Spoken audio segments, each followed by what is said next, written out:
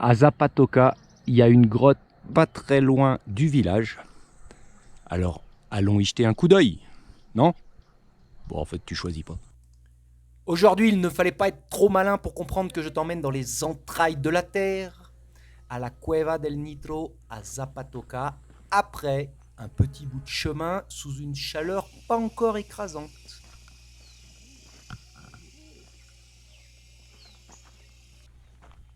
Classique, présentation de la visite, petit formulaire pour se dédouaner de toute responsabilité, matériel de sécurité,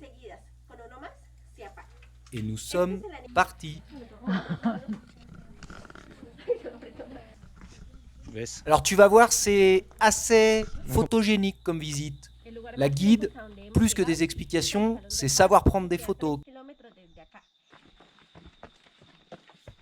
Une entrée, tout ce qu'il y a de plus classique, petite fissure, petit escalier, et nous arrivons dans la salle principale.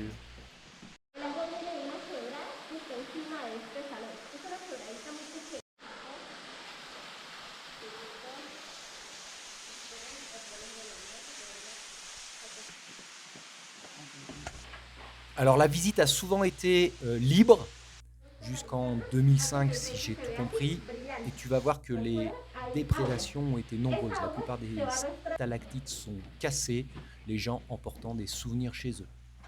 Et que fait là cette plante? Le trou avec l'histoire de la chute de la nonne, mais qui sert aussi de route d'évacuation. Visite plutôt facile, même s'il faut parfois se baisser un peu. On y rencontre quelques étranges animaux et des concrétions.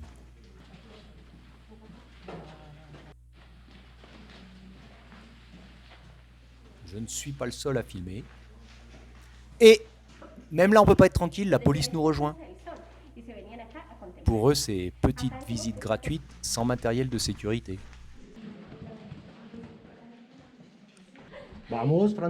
Ici, nous voici dans l'expérience sensorielle, dans la gorge du dragon. On éteint toutes les lumières et on va marcher pendant, j'imagine, une centaine de mètres. Et il y a même Manu qui fait des blagues en espagnol.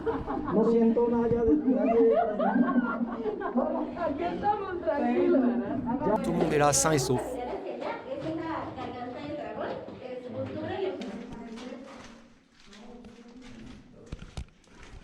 Encore quelques dizaines de mètres et nous arrivons au bout de la visite. Oui.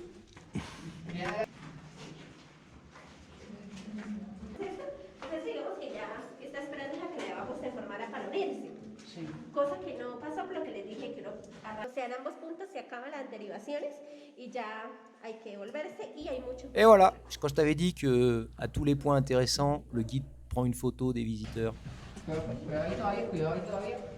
Cette fameuse gorge du dragon, mais en version éclairée. Tu découvres, comme nous, le chemin qu'on a parcouru dans le parc. Et puis voilà, c'était tout. On retrouve la lumière. Une visite pour celui qui a fait des grottes françaises qui n'a vraiment rien de particulier, mais qui fut cependant agréable.